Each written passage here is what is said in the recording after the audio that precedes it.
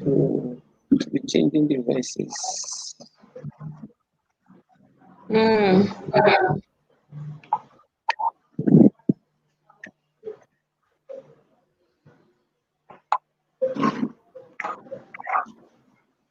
Okay.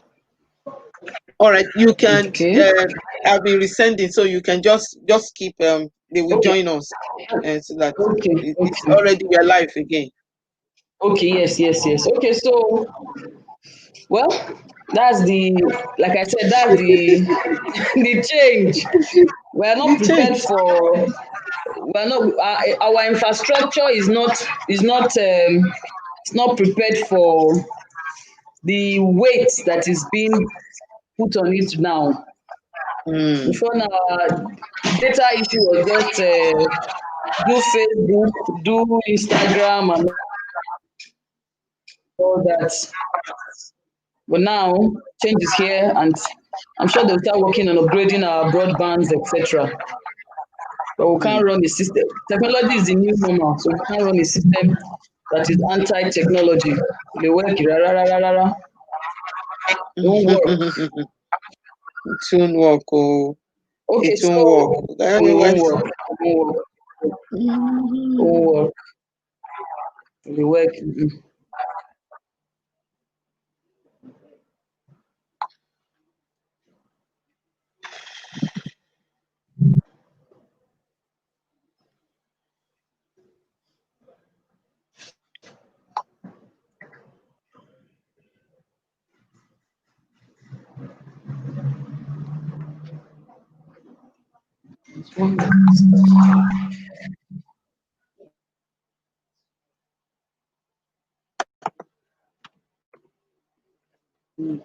Stop.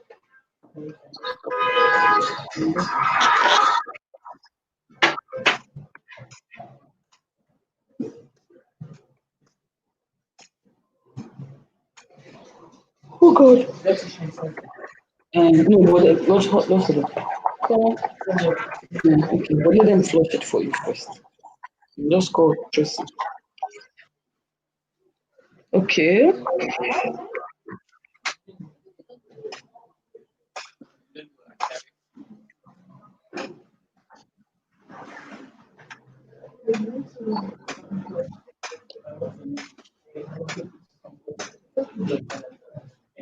Thank you, Stella. Okay.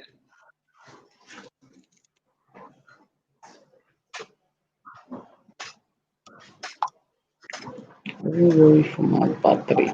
Hey, battery, you will need to use. Okay.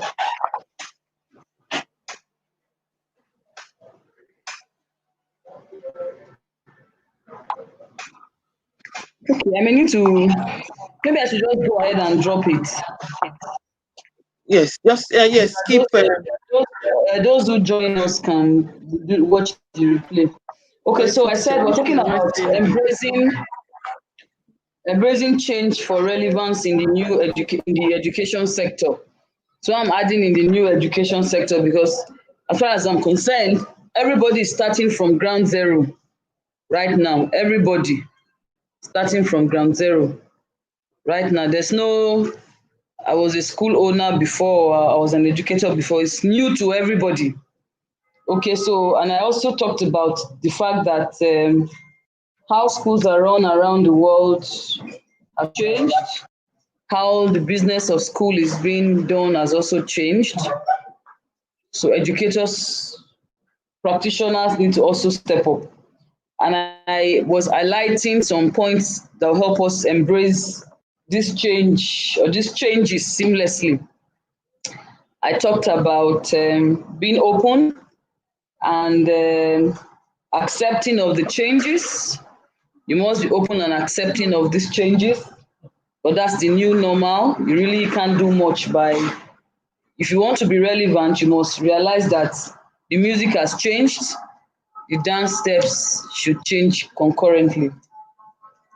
I also talked about, second thing was avoiding doing too much too soon. At the same time, take it strategically and gradually. strategically and gradually. The changes must be strategically done and gradually done, right? So that you don't do too much and then you send yourself out of existence, right? To remain relevant, take it one day at a time, one step at a time, so you don't rush yourself out of existence and relevance. Look at your systems and strategically make changes gradually. Look at your systems. In order to embrace change and be relevant, you need to be strategic about implementation of the new things you'll be doing in your settings, right? And I said to listen to all stakeholders, listen to your parents, listen to the children in your care, listen to regulators, listen to your vendors, listen to everybody.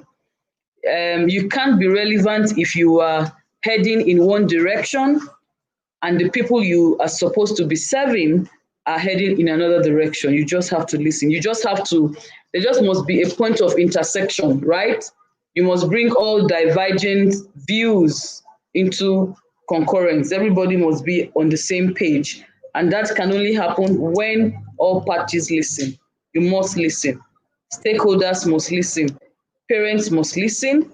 Children should listen. You too should listen if you're going to be relevant in the new school, right? You need to listen. And I said the next thing to do to embrace change and remain relevant is to redefine roles and operating procedures within your settings.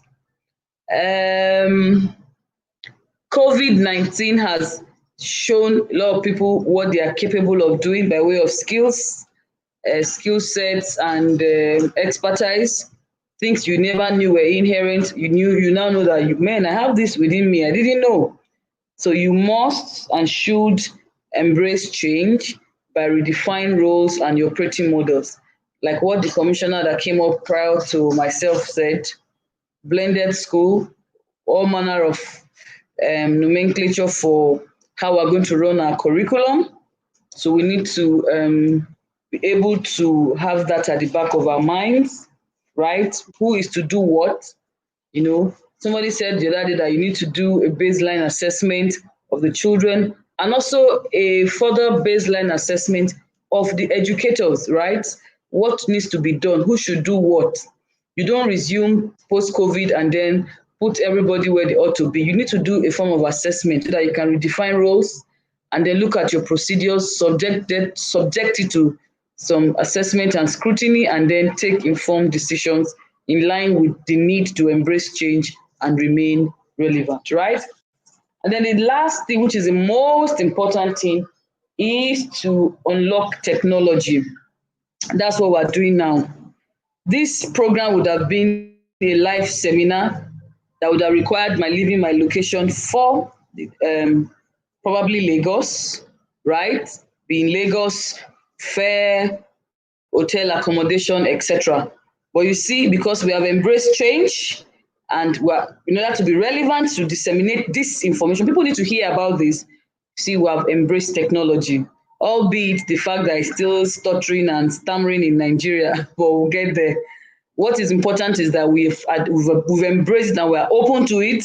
So we'll begin to make the needed changes. We begin to tweak it here and there to begin to have seamless internet service, broadbands that can stream endlessly and all that. So saying if anybody who desires to remain relevant in this present dispensation, you must be technologically driven. You can't run your settings, you can't run your organization in this sector in the absence of technology. Technology has come to stay. When schools were shut down suddenly in March, people moved online. You know, my settings also moved online, and we conducted promotion examinations online. Children were assessed online. They could see their teachers. People deployed a lot of LMS. Some people did Google Classroom. Others did Class Dojo, Edmodo. You know, people did, those who could afford it, Zoom classes. Other people did WhatsApp, you know. But whatever one would decide to do, any school that wants to be relevant, any practitioner that wants to be relevant post-COVID must embrace technology, right? So, and you must unlock technology to harness the opportunities that it presents. With technology comes immense opportunities, right? Just like we're having this presentation now, anybody can watch this from across the world. Anybody can see this from across the world. Anybody can hear this from with technology, there are no borders, there are no territories, there are no boundaries, right? You can be anywhere, anytime, just anyhow. That's the power of technology. So the most important of all the points I've highlighted, I'm going to dwell a little on this, is to unlock technology. If you want to in order to embrace change and be relevant, you must unlock technology with the opportunities that it brings. It brings a barrage, endless opportunities, right? Opportunities for educators, opportunities for practitioners, opportunities for regulators, opportunities that are endless. But we must unlock technology. We must see how we must or we can intentionally infuse technology into our service delivery, as educators. I hear a lot of people say, oh, in my setting, there are rural areas and all that. But the rural areas, the rural environment, but they use phones. I remember as a banker then, when we say, oh, customers cannot do transactions because they don't have internet. And somebody thought about this USSD code, right? Even if you have a Pasala phone, just a 5,000 naira phone, you still can do banking. That is how people have been able to embrace technology. And then in order for those banks to be relevant, they had to key into what is the minimal baseline for technological inclusion for our customers. Bankers call it financial inclusion. They've deployed heavily tech into delivering banking services, very heavily. So somebody is in the village, there are no banks, but you can do USSD *894I *444 *X, etc., that they can still continue to do banking, right? So we need to have that as educators. We need to embrace technology. We need to I want to find the word to use now. Hug technology. We need to suffocate technology. You just can't be relevant in this new space if you don't find your place technologically. You need to find your place. I remember somebody was saying the other day that I couldn't even do online school in her school. I said, look, madam, you need to look for ways to infuse. If you need to do phone, you need to do WhatsApp, even text message. You just must unlock tech. Otherwise, you're going to have children in your settings who will not be able to compete favorably when you put them across platforms, right? Because hey, COVID-19, as they say, not be only you, not be only me. Everybody has been impacted and affected, right? So the opportunities for us when we embrace technology, is like secure system to enable children take exams at home. When children are sick and they can't come to school, before now, the teacher has to go back with tech now. Just send the parent, like we're having this program now, send the parent a link of a pre-recorded lesson delivery, and the child can take that lesson. The child can take that assessment. Yes, we may still have a little each year and there as a nation, Nigeria, but I keep saying it that the most difficult thing to do is to start. When you start, life itself or process itself will unlock the next thing to do. It's when you don't start or when you are anti new things, anti technology, that you can't start.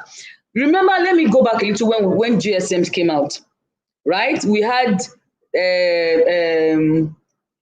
Nokia 3310.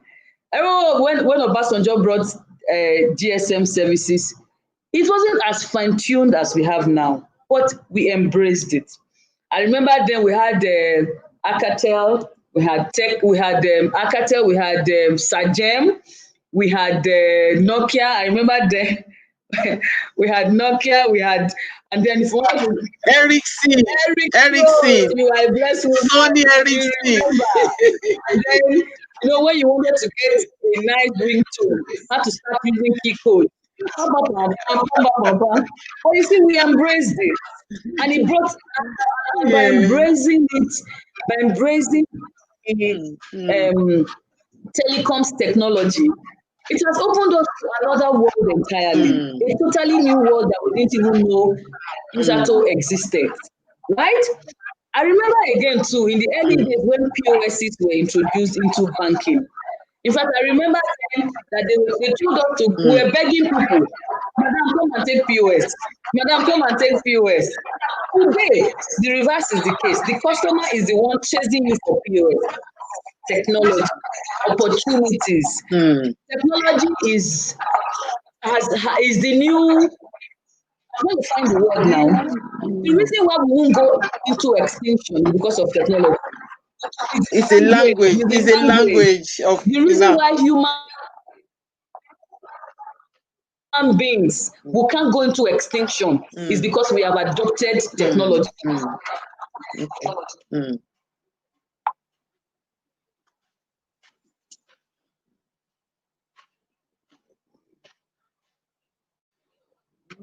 We'll keep looking for shape and form to present ourselves. If they say you can no longer be a physical human being,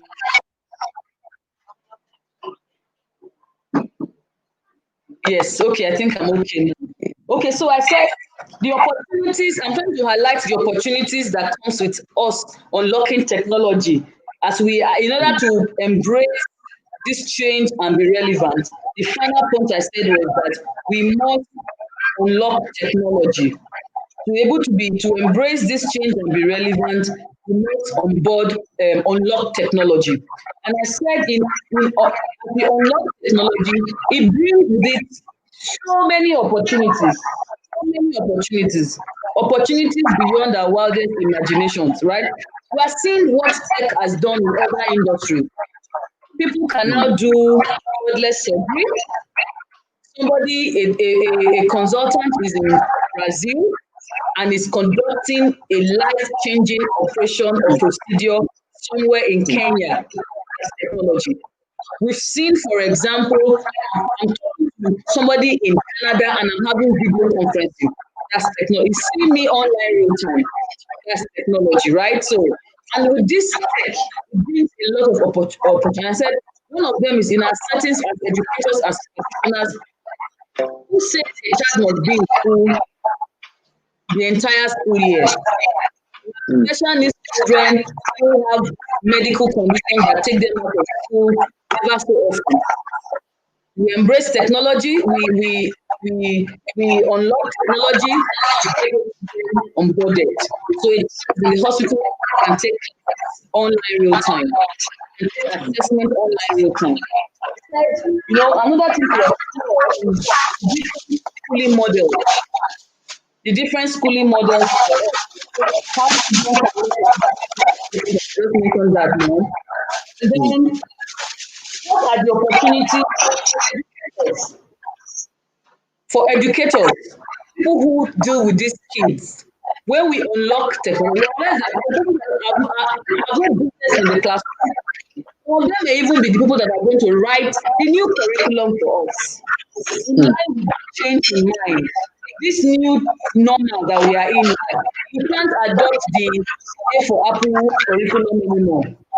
The curriculum must be heavy on technology, must be heavy on digital language, must be heavy on best practices electronically, must be heavy on cyber safety, right? And that opens up another opportunity for educators.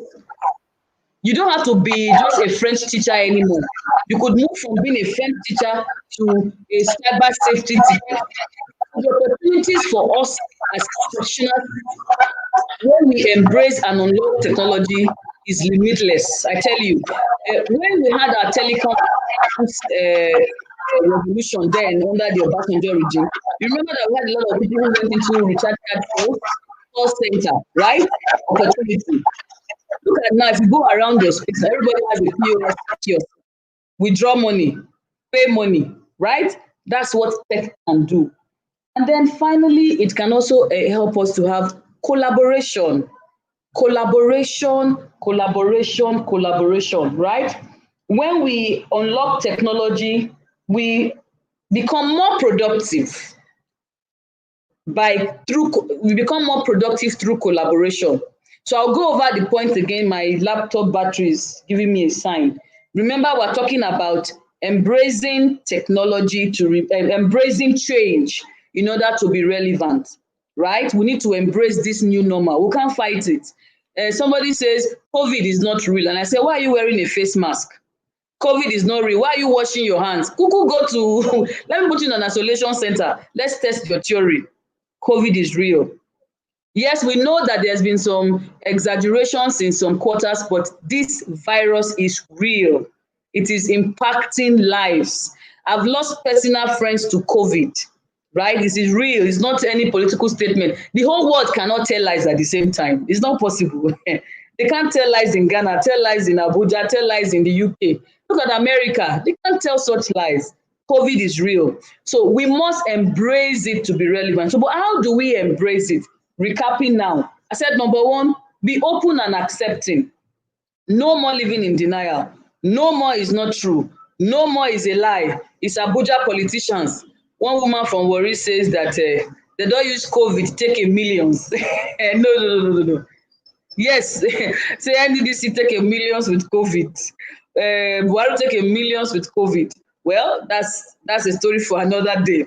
The point is that we must be accepting of these changes. We must be open to the fact that it is real. If it's not real, we are at home now. So how real can COVID be? If it's not real, go and open your school and see whether government will not clamp down on you. It's real. It's with us. It's real, right? So we must be open. The second thing is, in order to remain relevant as we embrace this change, is to do it strategically and gradually. Don't do too much too soon at the same time. Understand your setting, understand your people, understand your person, understand your regulators in your operating environment. Just like the commissioner said, the things they are doing for Lagos State is for Lagos State public schools, right? If the private sector wants to onboard themselves, by all means, but it's gradual. And she said, if you want to copy her slides, those things are also subject to changes. It's not final, right? So you must be willing, strategic about doing so little, not so little rather, do it gradually and strategically. You must take into cognizance your location, your people, your parents, your processes before you adopt all the changes that comes with this new normal. And I said the third thing is listen, listen, listen. Your ears must be to the ground, not to fake news, but listen to stakeholders, everybody, your children, your parents, your educators, your vendors, your regulators, everybody. There's something, you can't embrace change if you don't listen. You can't embrace change if you are in a bubble. You've created a bubble for yourself and then somehow you think this is, no, you must listen. You just must listen. And I said the fourth thing is you need to redefine roles in order to embrace change and be relevant. Who is now to do what? COVID has recalibrated the entire world. So people who were doing what may not be able to do the same what. So you need to redefine roles and operating procedures. Like we said, afternoon and morning school, redefine roles. If I was teaching mathematics before, you've done online, I realized that this lady is very good with tech. So I may just become your ICT teacher, right? Oh, this lady is very good with cyber safety. She has taken cyber safety courses during this lockdown. I may just become your cyber safety counselor in your school or your cyber safety personnel in your school. So you must redefine roles and your operating models, right? Again, gradually and strategically in line with the new realities. And I said the final and most important is you must unlock technology. You must unlock technology. If you want to be relevant in this new normal, you must unlock tech. And I said with tech comes immeasurable opportunities. For the children can take classes at their convenience, at their own pace. Educators can find, beyond being maths and English teacher, you can find territories uncharted.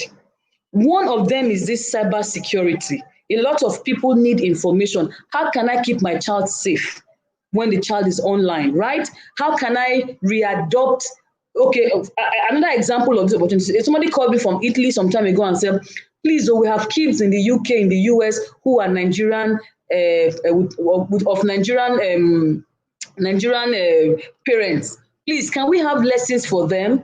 Opportunity. So a teacher can be the one to say, okay, can I teach just Nigerian content curriculum for those kids abroad? The parents want that service. Tech. If you don't embrace tech, you can't be relevant. I said, even for educators, there's collaboration and you are more productive. So you don't have to sit in one place and think of it by yourself. With this new normal, as you embrace change, you begin to collaborate and network rightly and correctly. See the word I use? Network rightly and correctly. So you can be networking and you are networking wrongly. I'm a teacher and I'm networking with fabric sellers. There's no, no basis. You need to network rightly and correctly. So you are speaking with the right people at the right time. You are collaborating with the right people. And I said, when you do this, you also open to, even for you as educators, you begin to look for ways where you can even make more money. So with these few points of mine, I hope I've been able to convince you and not confuse you that embracing the new change is a way to be relevant. Thank you. You are muted. Can I mute her? Okay. Yes, that was awesome. Thank you, ma. That was awesome. Thank you so Thank much. you. Because we are left with no Yes. option than to embrace the new Yes. reality. There is no running anywhere. There is no place to Mm-mm. hide. We can't hide.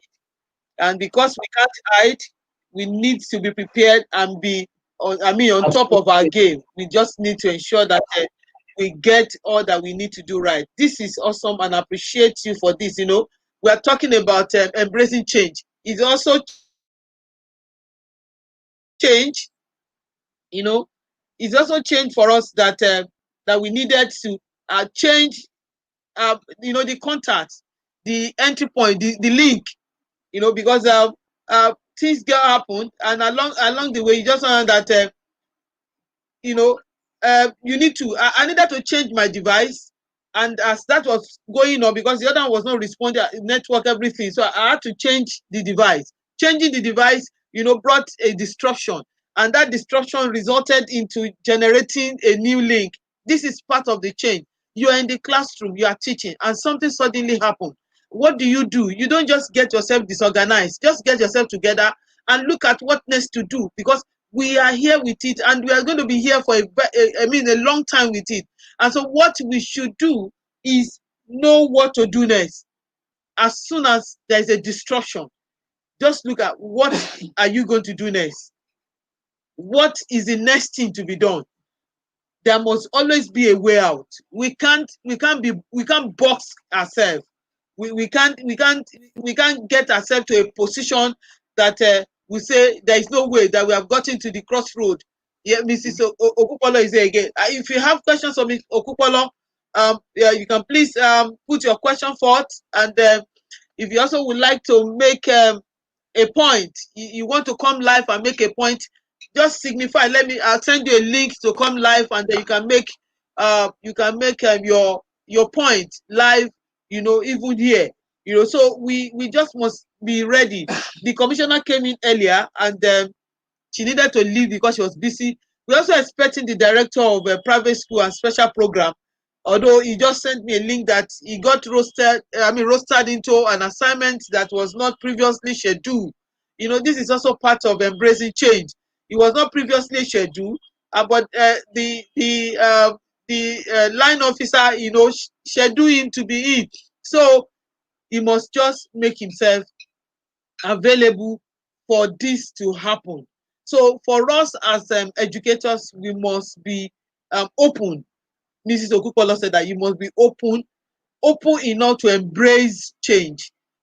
Change is everywhere. Change in the curriculum, change in the subject, change in the teachers that handle what. A lot of teachers, like you said, are professional. They are specialists in one area, but by reason of making themselves available to training and information. They have acquired new skills. They have acquired more skills, and this more skill is looking like it's more prominent than even that their area of specialization. So you must begin to identify this and see, how this person, can also function in the new skill that the person has just acquired. So this is what reality is it for us. Um, like I was at the creators fourth and conference CME, and we were talking about the sustainable brand. For you to be able to be sustainable, you must embrace change.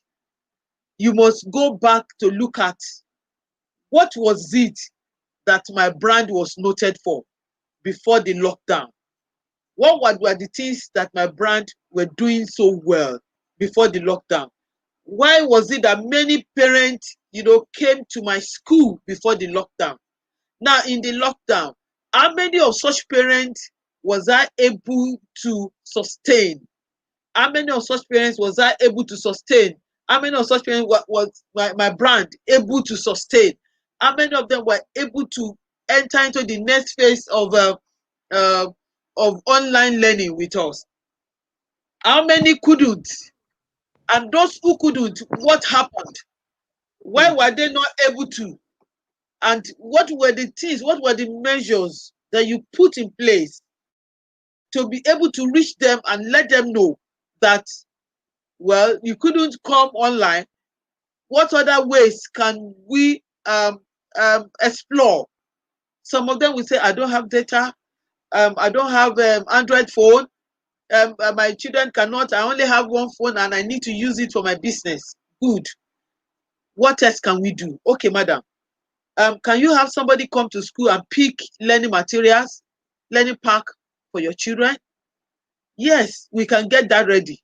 We must continuously ensure that listen, everybody, every of your stakeholders may not be able, to go on with what you probably want to adopt, but you must look for a way to ensure that you get them integrated by looking for what works for them.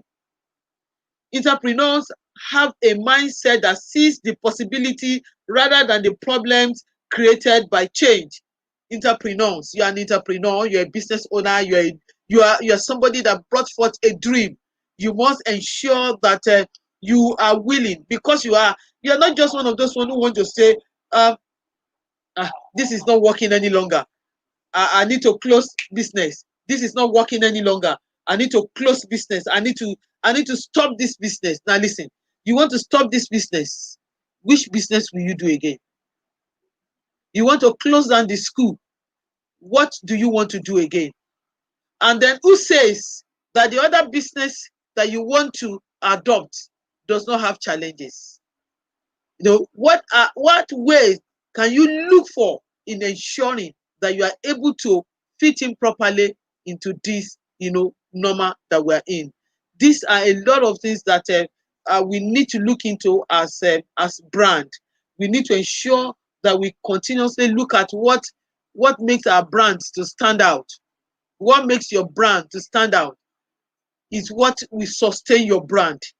And when you get to that level of sustenance, you must build on it to ensure that you are continuously relevant, you are continuously supplying, you are continuously meeting needs.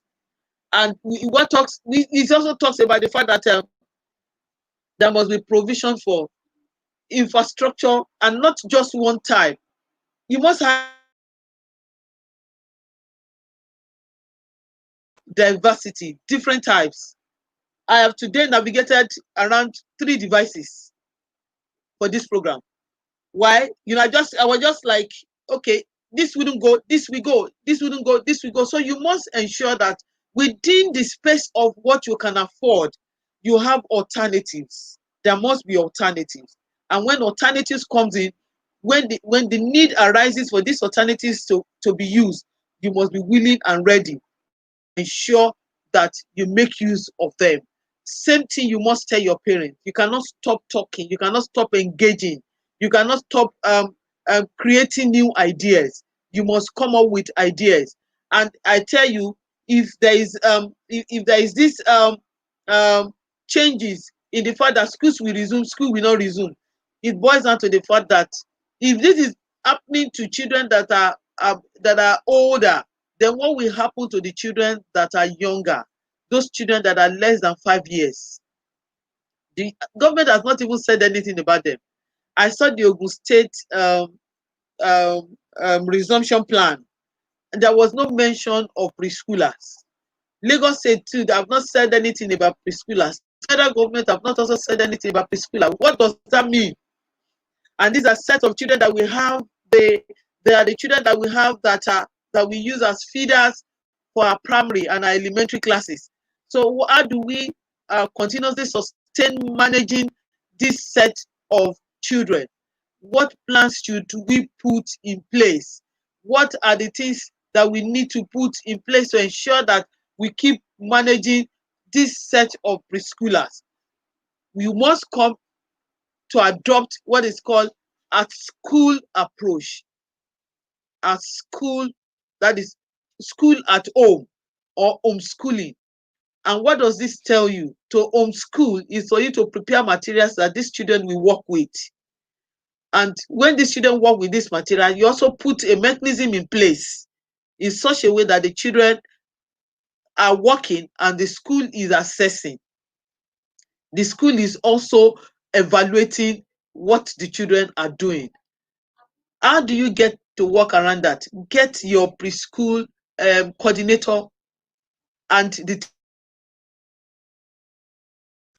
tell them this is what we need to do. It's likely that parents, they know what is even that is likely. Government has not said anything about this category of children, which invariably means they are not likely to come to school. Are we going to just allow them to stay at home? No. So what do we do? So we need to put materials together. What can these children learn at this time? What do we have in their scheme of work?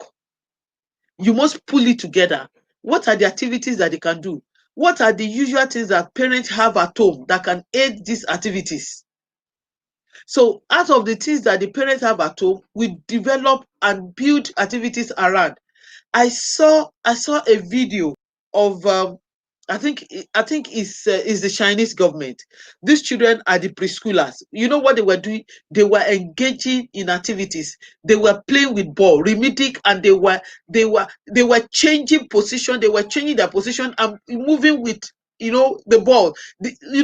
Bouncing the ball and moving. And what do we get to do here in Nigeria? I think a lot of the things that we get to do here in Nigeria is more of what do you call it? More of academics for these preschoolers. We do a lot of academics for the preschoolers, which shouldn't be.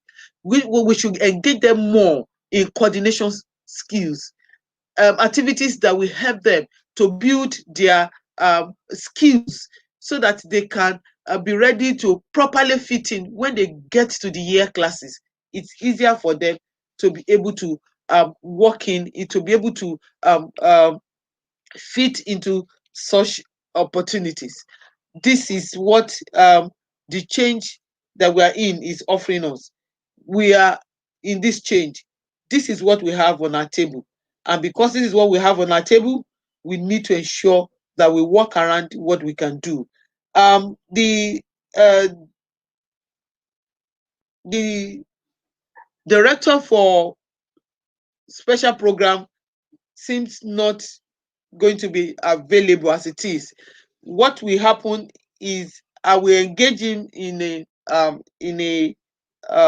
talk, in a conversation, and we do a recording.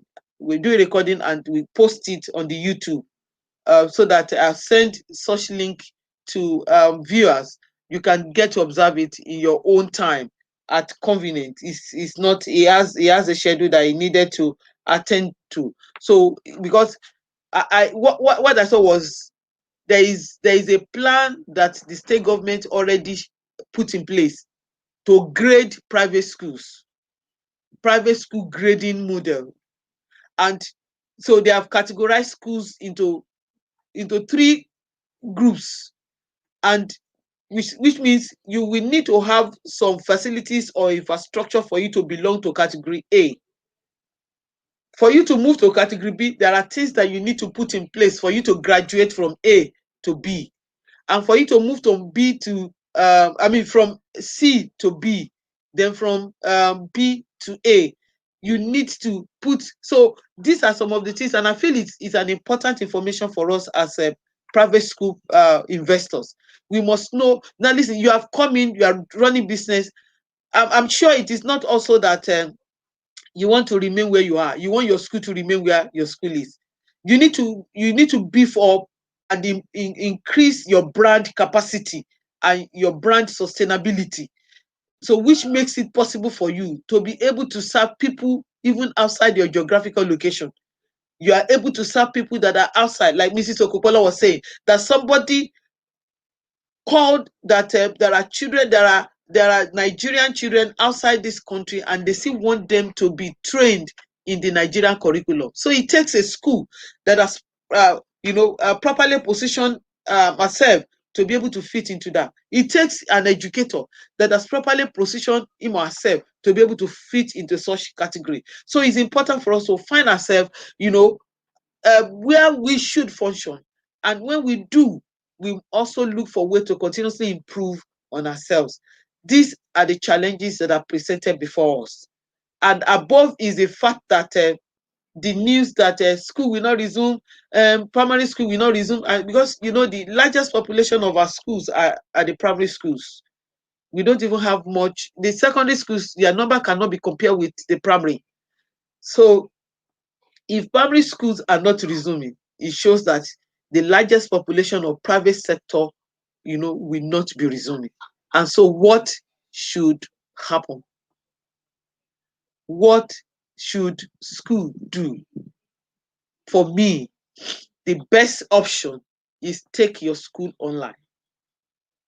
Resume 2020-2021 academic section first term online. You have tried to pilot a pattern before now. And because you have piloted, you have looked at options of infrastructures and materials that you can use. And so call a meeting of your stakeholders, of your parents, and tell them either the government approve that school should resume physically or not. Your school is resuming the next session online, which means by 21st of September, we must resume online. Absolutely. Your classes resume online. Position now listen, we have just like a week or so now. They see room for us to come meeting. So anything can happen between now and that 21st in terms of information from policymakers. So when such information comes, don't get yourself thrown off balance. Just get yourself together. Create your scenario. Talk to your parents from now. Organize a meeting from now. By tomorrow or Monday, tell parents, this is the reality that we have. It's either that the government says school will resume physically or not. And if we are not resuming physically, we cannot keep the children at home for the rest of this year from March to December. We have done some skeletal stuff online, but now we want to do real concrete stuff online. And what does that tell us? We have a scheme of work program out. We are taking our classes. You take your classes, you have to infuse in a lot of activities so that the children are not glued to the screen throughout. For the 8 hours that we usually spend in school, they can't be glued to the screen because one, data had to, electricity also had to be there. And so what do? We must plan a schedule. Parents must be encouraged to make payment. When they make payments, textbooks are made available. When textbooks are made available, this is passed across to the children in their homes. And because you get this across to them at home, what happens? Already you have scheduled out week 1, literacy or in your English studies. What should we be doing? And so that the teacher comes up and give, a brief of what is to be done. Spend some like 10-20 minutes to quickly let the children on. Good morning, children. How are you today? You're welcome. Hello, say hello and do that pleasantry and tell them for literacy this morning, open your textbook to page so, to chapter so, and we will be taking this comprehension passage. Now, uh, yes, I need you read.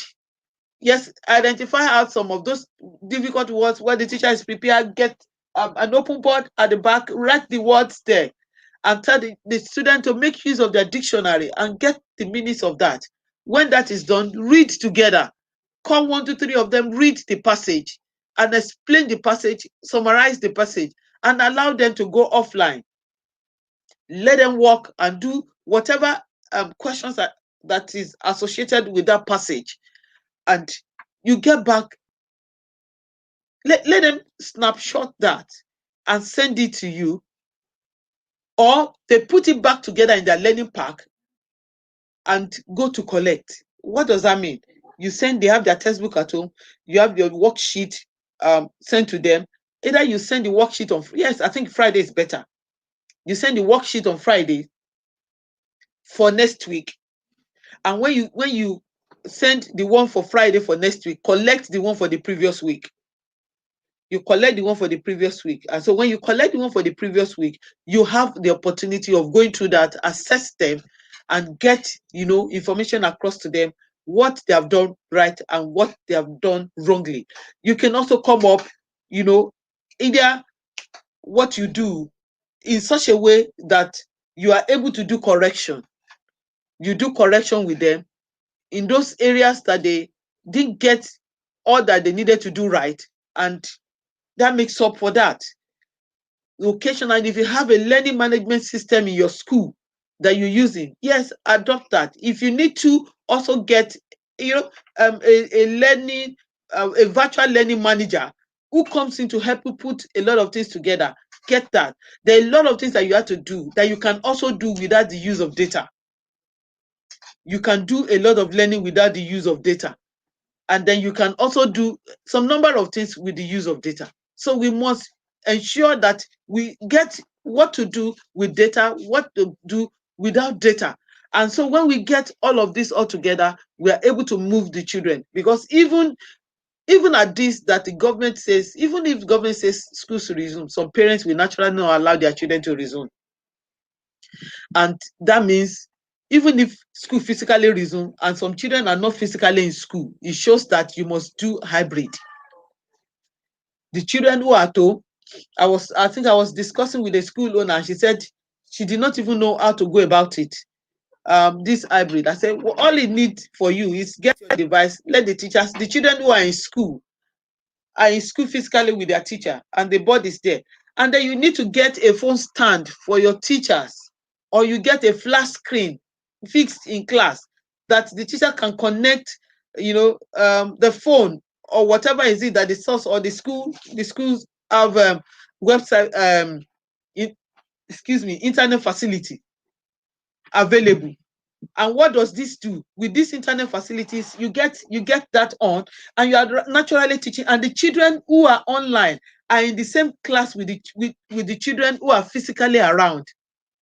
You teach your class, you talk to those of them who are physically around. Say, yes, that's brilliant.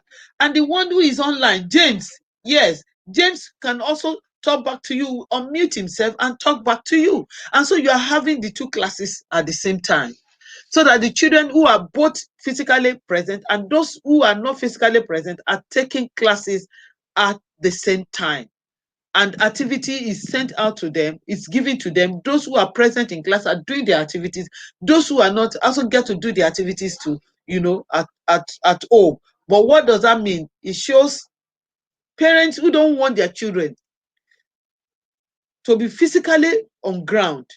We need to make provision for data for them to be, virtually online, because class will go on normally in school, in physical school.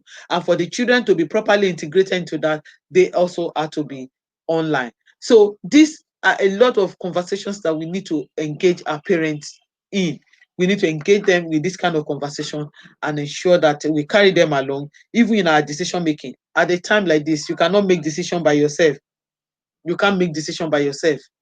You can't just say, it is what you say, you are the overall. No, you need to listen to what they have to say. You need to ensure that you can carry them along, and you have to also know that whatever is their view is also important in the decisions that you need to make. This so much that we've been able to do today.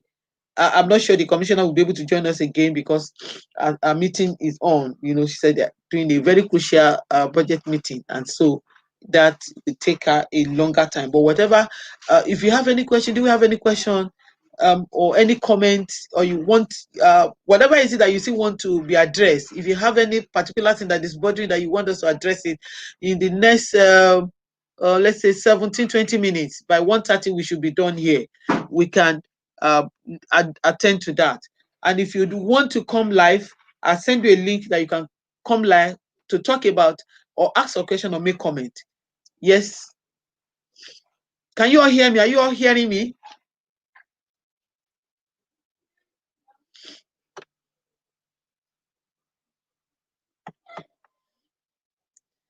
Yes. Is there any question? Is there any comment that we need to address?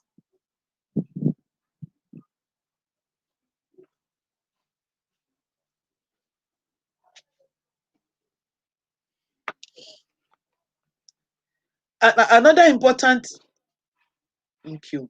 Another important fact that we also make appearance in the reality is school fees, billing, the billing. What is your school fees? What school fees do you naturally charge? And what we parents want to negotiate? What we parents want to negotiate? Because listen, you must give in to negotiation. Negotiation will come. As a matter of fact, for schools who have already started engaging parents, negotiation is already on the way. I mean, it's already ongoing as it is. So if you are doing, if schools will resume fully, that is, the government agreed with the idea that school resume by 21st. What is your school fees?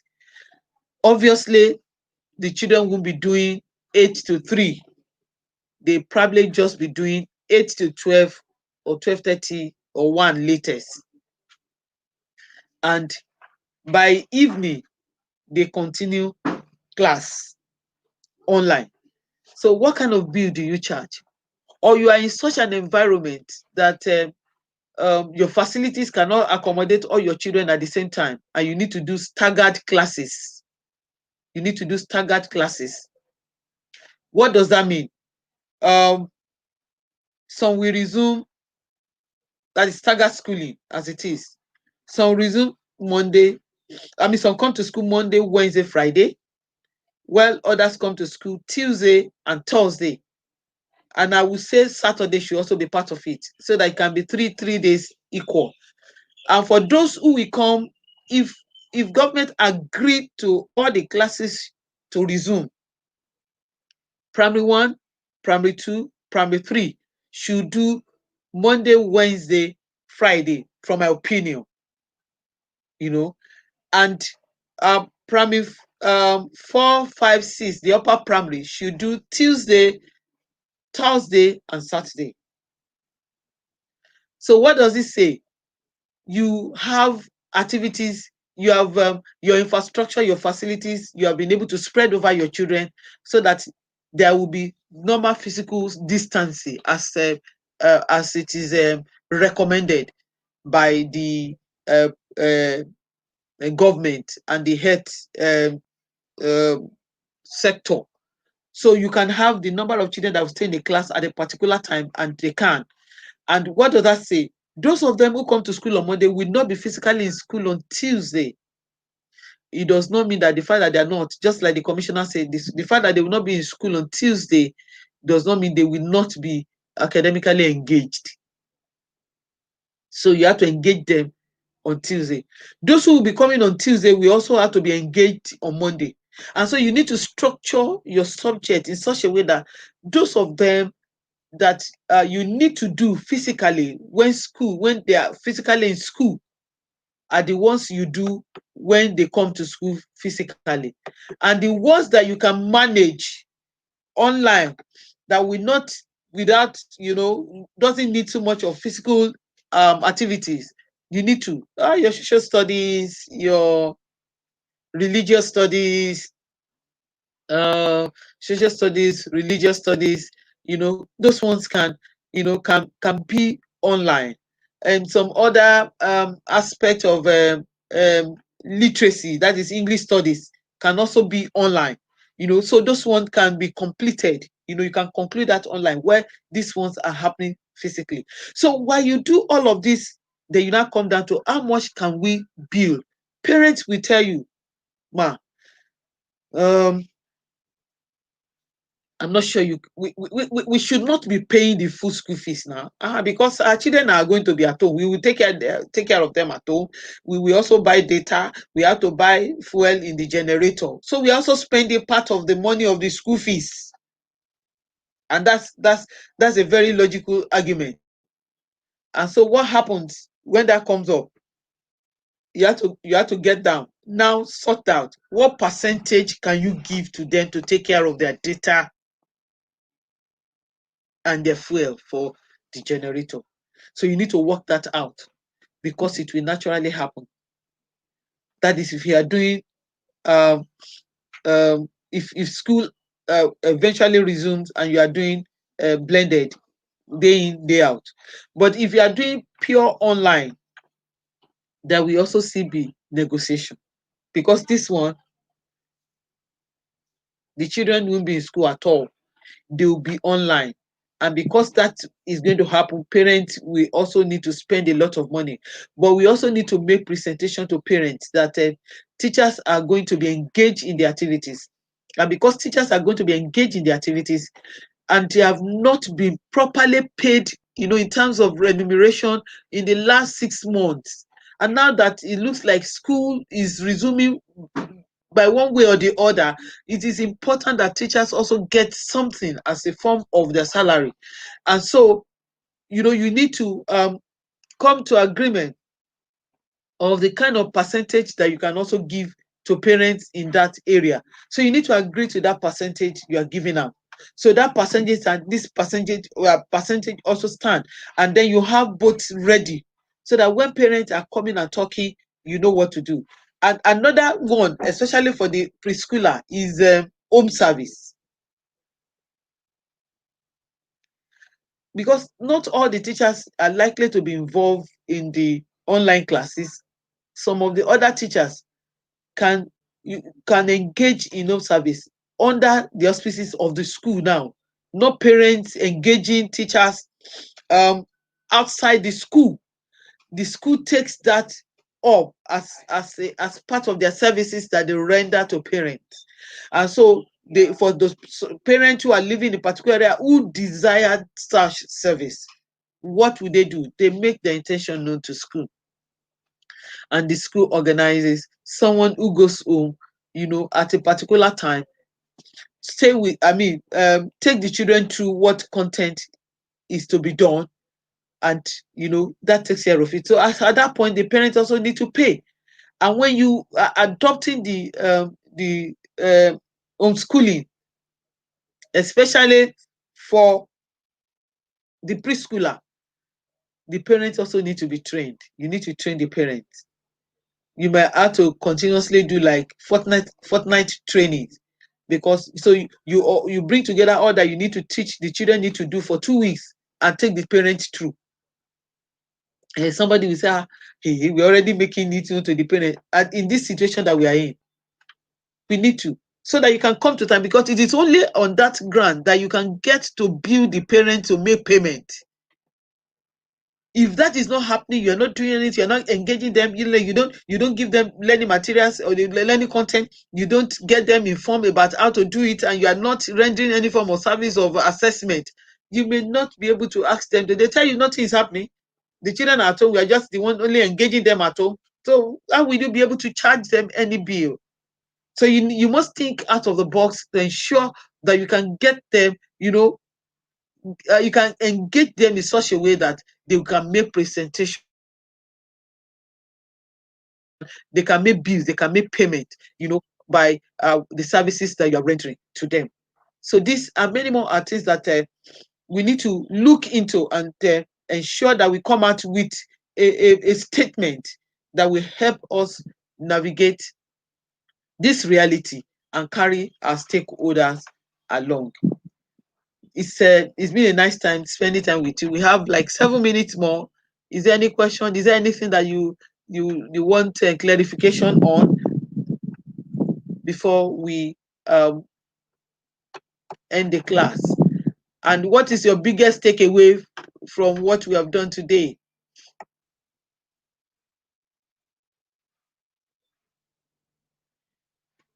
What's your biggest takeaway?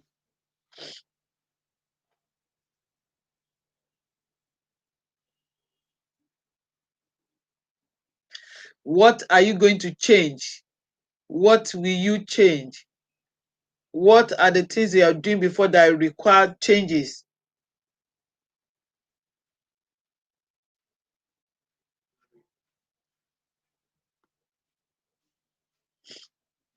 What will you do differently?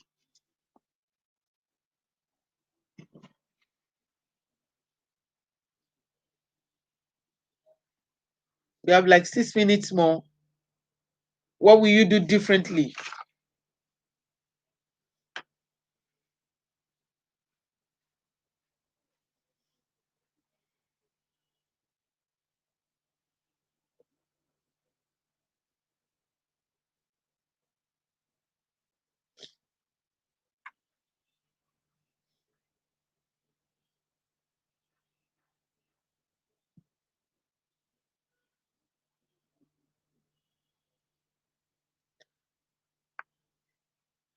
Consulting with parents. Consulting with parents. You mean here how you get to get your parents talking? How do you engage them? Is that what you mean? Okeme household. Is that what you mean? How do you engage your parents?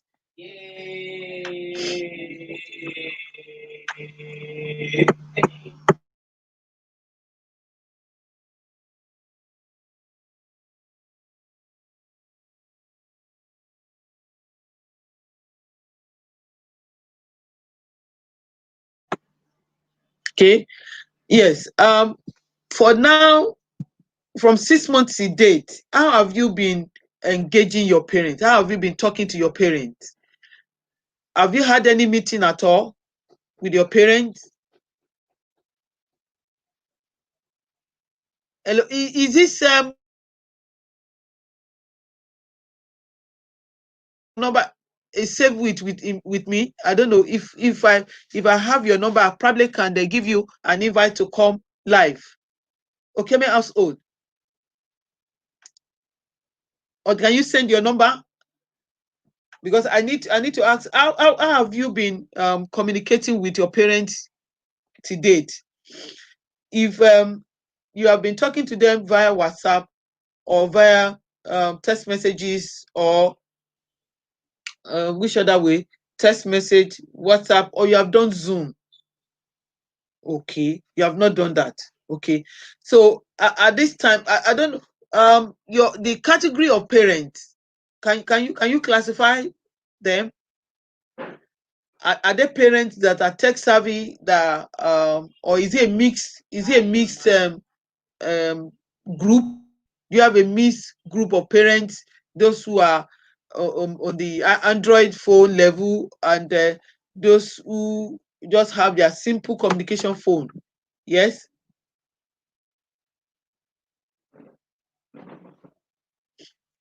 Yes. Okay, me. I'm still waiting. Well, if you have been talking to them via WhatsApp, you can see organize your meeting via WhatsApp. You can still do WhatsApp meeting at this point. What you need to do is create a scenario for them. Create like 2, 3 scenario in the case of the things that is happening now.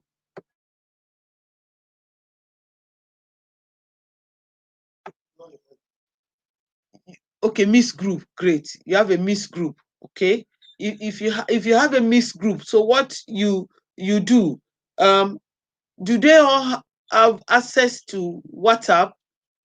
Do they all have access to WhatsApp?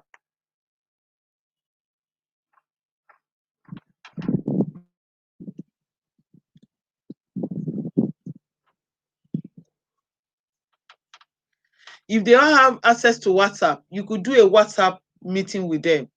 On the WhatsApp, you get your materials ready. You have your information ready. And like I said, you do a scenario planning. Okay, you do a scenario planning. If it is also text message, or you put a call through to them, you call them, and this can really be tasking. You need to call all your parents. You understand, one by one. So you need to let them know this is the situation that we have at hand. On the 21st of September, we are believing that schools will resume. And at this point, when school resume, the government is expecting us that the children should not close late.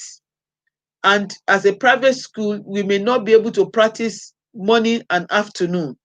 So we will be doing staggered days. And so children will come, and children, some will come on Monday, some will come on Tuesday, and we may need to also use Saturday as part of our school. And so because of that, and the children need their textbooks, because we are starting a new session. Because we are starting a new session, the fee for textbooks and their stationaries, the school need to get that ready. And so, there will be need for that to be paid. And for tuition, there will be discount. You may do discounting in tuition, discount of like 10, between 10, 15, and 20% discount. So you make this presentation to your parents. But what is definitely unchangeable is the fact that the children will need their textbooks, and so they need to make payment for textbooks. And for the tuition, you need to work around the percentage that you are going to make available to them as per tuition. I hope that's been able to help you, Okeme household. I hope that's been able to help you.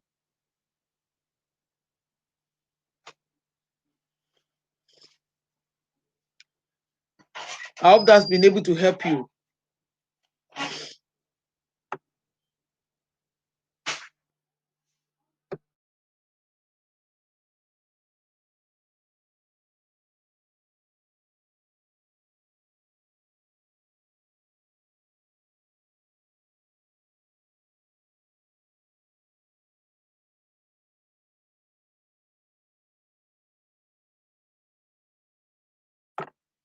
Okay. Well, you can still chat me up later, or um oh, great, brilliant. Okay, brilliant. That's good. Good. So I'm happy that that's able to help you. If there is no other issue for us to look into or to address, it's already 1:31.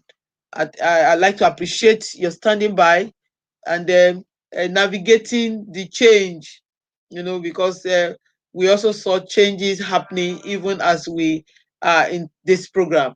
The the video for this program and the one that we had earlier are also available on the FGC YouTube channel.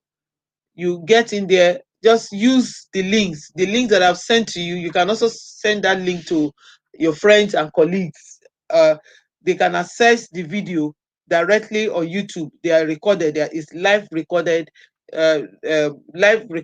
on the YouTube. So that makes it easier for them to access. And if there are questions thereafter, I do get to visit social, and then whatever comments still coming even after the live comment. People still watch, can still watch the video and still make comment. And if there are issues to be addressed, they can be promptly attended to. I'd like to appreciate all of you for coming. I thank the commissioner for making time to be here earlier. I appreciate Mrs. Shola Okupolo for the brilliant time she had with us. That was awesome. I am so grateful. I appreciate all of you all. I want to also thank the participant here. I like to especially thank and science schools for being here. Yes, Motayo Inyola, thank you for making time to be here. Lanre Adigun, Ajina Amaka, Bomi Olabisi Olateru, Udeme Obot, Fumilola Olunifesi, A Mother's Love, Esther Umoru, Udeme Obot, as I said that before, and then Okeme Household. And then to those who were present earlier too, Mrs. Fakorede, Mrs. Bankole from Abuja, and a host of other people that joined us earlier. I'd like to say thank you for joining us and for being part of this webinar. I appreciate you once again. Thank you all for your time.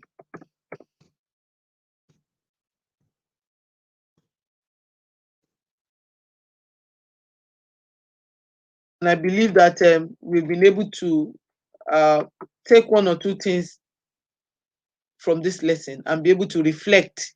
Your reflection is actually looking at the things that you did before and the things that you can change, the things that you need to improve upon, new things that you need to do. You reflect and then be able to assess yourself. Thank you once again. May the Lord bless you. Thank you.